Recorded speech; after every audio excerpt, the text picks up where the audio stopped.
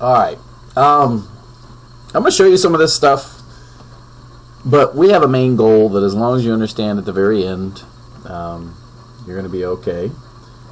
Without context, this won't make much sense. I'm going to show on a graphing calculator, and by the end of next year we're going to do a ton with graphing calculators. But for right now, a standard window, right, with a zoom is going to give you this. So if you'd write down negative 15.16 is less than or equal to x, which is less than or equal to 15.16, and negative 10 is less than or equal to y, which is less than or equal to 10, we're going to just move on.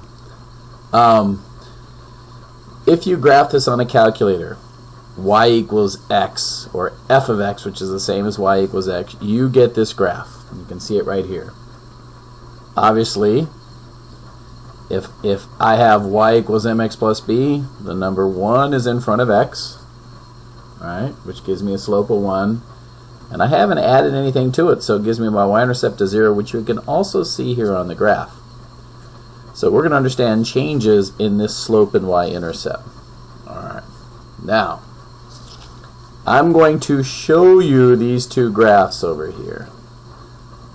They wanted us to graph y equals x plus 2, and you'll notice what happens is the y-intercept is up at 2, and y equals x minus 3, and the y-intercept there is at negative 3. Alright, they have the same slope, that's how they're the same, but the y-intercept has changed, right? The negative 3 has dropped my graph down. And honestly, that's the whole gist of this first page. Right? As b, or the y-intercept values, increase, the graph moves up, and as b decreases, the graph moves down.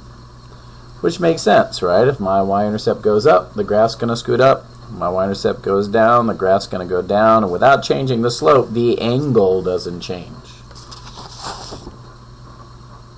So I'm going to pause that. I'm going to do that as a first page. We'll talk about slope next.